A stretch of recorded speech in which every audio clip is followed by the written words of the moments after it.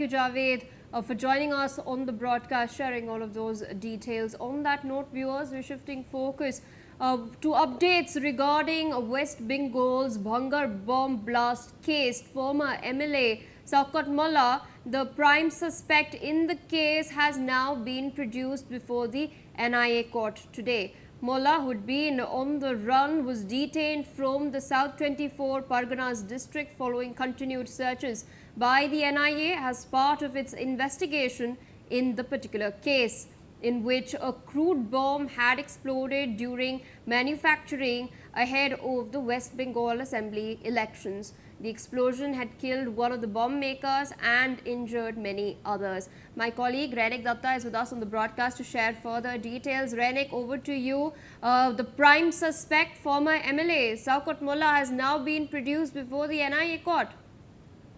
एकदम देखिए, साउथ चौबीस परगना का जो भांगड़ एरिया है, उस एरिया पर प्री पोल सिचुएशन पर एक जगह पे बम ब्लास्ट हुआ था, जिस बम ब्लास्ट के बाद ही इन्वेस्टिगेशन जो है वो इन्वेस्टिगेशन एनआईए के हाथ में सौंप दिया गया था। एनआईए की तरफ से इन्वेस्टिगेशन करने के दौरान एनआईए को इन्वेस्टिगेशन में सामने आया कि उस एरिया पर बम तैयार किया जाता था, क्रूड बम तैयार किया जाता था, और जिस घर में ये ब्लास्ट हुआ था, जिस ब्लास्ट की घटना में एक लोगों का मृत्यु हुआ था और 2 लोग बुरी तरीके से घायल हुए थे। ये घटना पर जिस जगह पर ये ब्लास्ट हुआ था, उस जगह पर बम मौजूद रखा गया था, बम तैयार करके प्रोड्यूस करके ऊपर स्टोर करके रखा गया था, ऐसा एनआईए के हाथ इंफॉर्मेशन लगा था। तो ये पूरा घटना के पीछे कौन कौन शामिल था वो जानने के लिए जो इन्वेस्टिगेशन एनआईए की तरफ से किया जा रहा था, उस दौरान एनआईए के हाथ में टोटल 5 लोग गिरफ्तार हुए थे, जिसमें शौकत मुल्ला, जो कि तृणमूल कांग्रेस का फॉर्मर एमएलए है, उनका करीबी 3 लोगों को एनआईए की तरफ से गिरफ्तार किया गया था।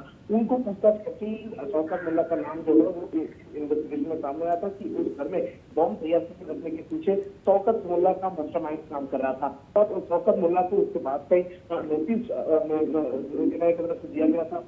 एनआईए बुलाया है उनको, मगर इलेक्शन चलने के दौरान शौकत मुल्ला अपीयर नहीं हो पाए थे एनआईए के सामने। उसके बाद ही एनआईए की तरफ से उसको उनके खिलाफ शौकत मुल्ला के खिलाफ अरेस्ट वारंट जो है वो निकाला गया। उसके बाद शौकत मुल्ला को करीब 3 दिन से एनआईए की तरफ से ढूंढा जा रहा था। भांगड़ का बहुत सारे एरिया पर सर्च ऑपरेशन भी एनआईए की तरफ से किया गया था, मगर शौकत मुल्ला जो है वो फरार था।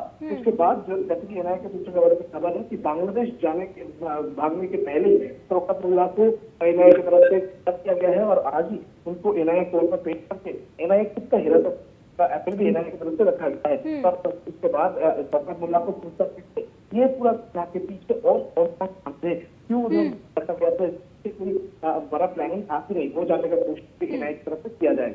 All right, Rainik, with that, I would like to thank you for sharing all of those details. On that note, viewers, we're shifting our focus to further updates.